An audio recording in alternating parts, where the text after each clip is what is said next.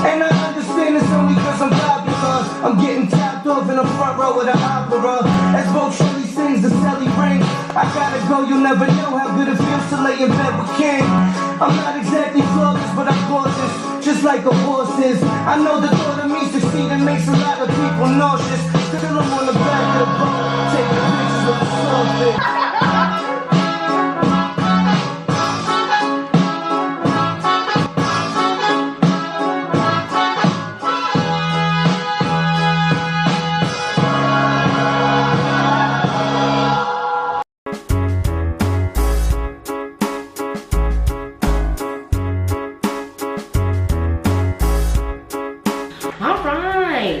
Wednesday, y'all. I'm so excited for the episode that we have today. We are trying the coveted Susucaru. The person who put us on was none other than the man himself for our dance song, Action Bronze. Susucaru. Yeah, Susucaru. I was like a kid when they brought out the Susucaru. So we've been lucky enough to get our hands on a bottle from our wine shop.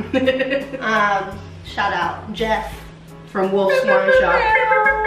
We're actually gonna have an event there, June 4th. We are having a food and wine tasting at Jeff's Wine Shop, and it is going to be amazing, y'all. Okay, you're gonna get to see us, you're gonna get to eat our food. Oh, whoa. ¿Qué estaba pensando? Oh. We should just pop it open. Should we pop it open? Yeah. You wanna pop it open and try it? This beautiful bottle.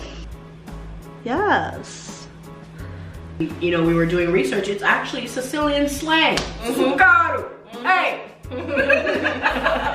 Apparently during their first harvest, they went to go pick the grapes, and it turned out a lot of their grapes had been stolen. So one of the vineyard workers yelled, "Susucaru!" which means they stole it. As we start pouring this, ooh, look at that lovely red color is insane. Yummy. So the Susucaru has beautiful light expressions of blackberry, licorice, white pepper. You know we love us some white pepper. White pepper on everything. Lime, alongside touches of leather and spice. Well, cheers, ladies. Cheers. We did it, Joe. We did it. I'm so excited for this. So it definitely smells like a natural wine. It has a little funkiness, a little vinegar to it, baby. It's like a pickled strawberry. I'm honestly not getting much on the nose, but I think that's just be myself and I. Ooh, she is tart, acidic, but not too much.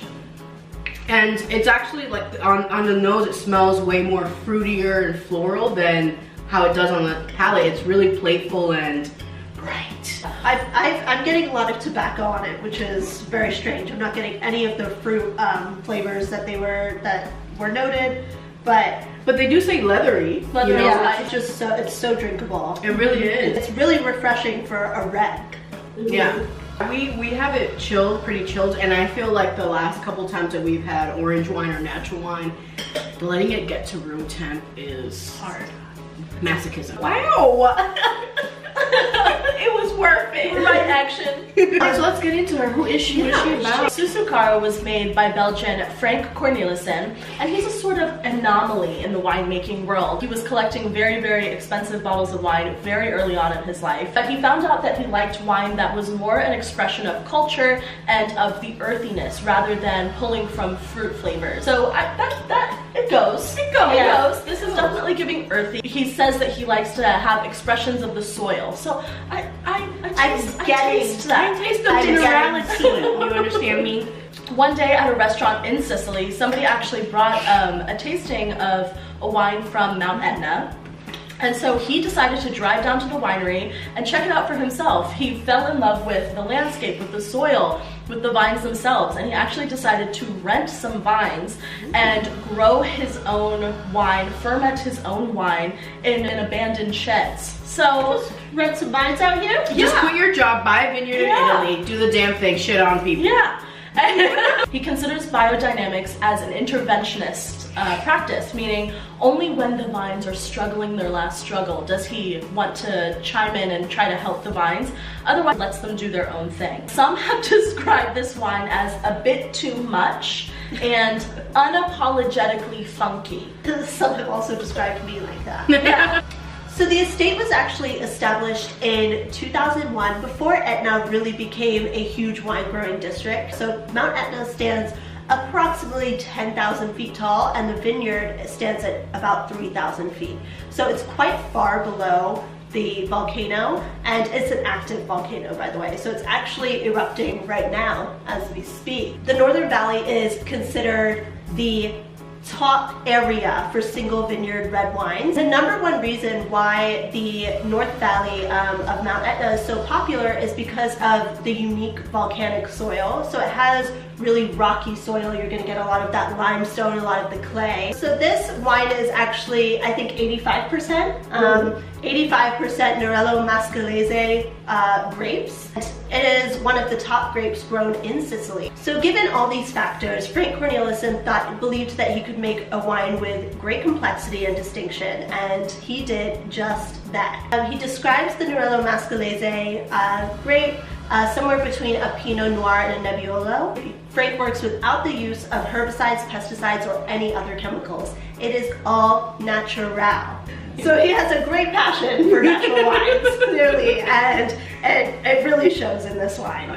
So the first vintage of the Susucaru was actually launched in 2007, and the winery itself has been open since 2001. So he's had, you know, some time to play around with it and make it as popular and as delicious as it is today. So like Simran said, this is 85% Nerello Mascalese, but it is actually 4 white grape varietals in this blend. So you have Malvasia, which we all know is my mom's favorite. Do you know that? You better. You better. You watch us.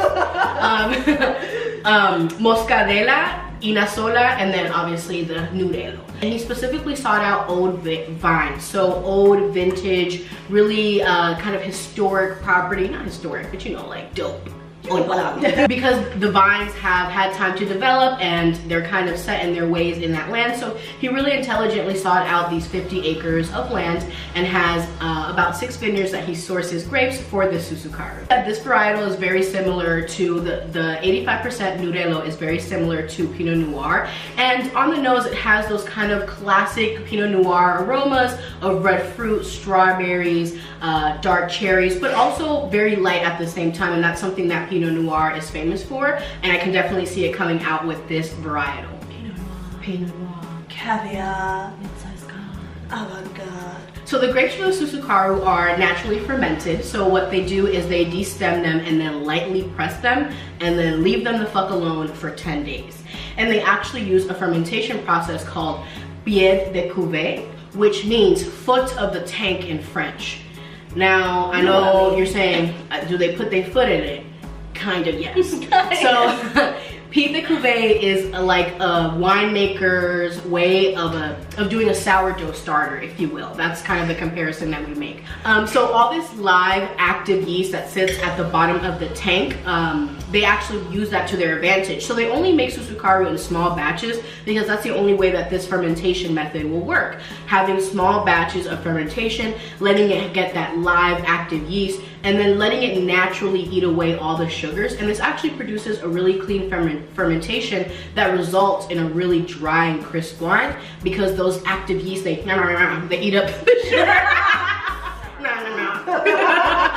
It eats up the sugar in the tank. And I can see why, you know, people before he did not use any type of filtration. Now he says that he's gotten to a very light filtration with the Susucaru because, listen, you put me in a tank 10 days and leave me alone, I'm gonna come out funky. You know? Unapologetically. Unapologetically. Funkified, mustified.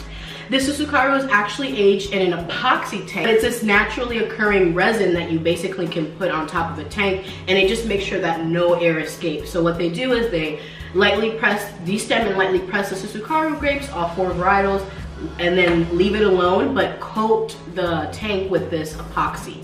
So nothing escapes, no yeast can escape. Please, God, don't let the yeast escape. Suggestions of food pairings. If you ever find this bottle of wine, good luck. All types of Sicilian dishes go really well with this wine. What would you ladies pair this with? Pair this probably with some fish or some pasta. Yeah. I think I could definitely see myself having a creamy pasta with this. Oh yeah. So in the show, Action Bronson paired this with like a feta whipped type of cheese with a pretzel and also lamb pappardelle, I would pair this with something super spicy. Yeah. Super spicy. I just feel like it's so minerally and crisp that it would really complement something, you know, just burning my mouth. Definitely. Yeah. Well, this wine is delicious. We are so excited we had the chance to try it, and many more bottles of these to come. We're exclusive. They- We only drink exclusive shit. They sell them in magnums too, so. Oh. And as always, we do it for the girls, gays, and theys. Let us know what wine you're drinking, or if you're just drinking, baby.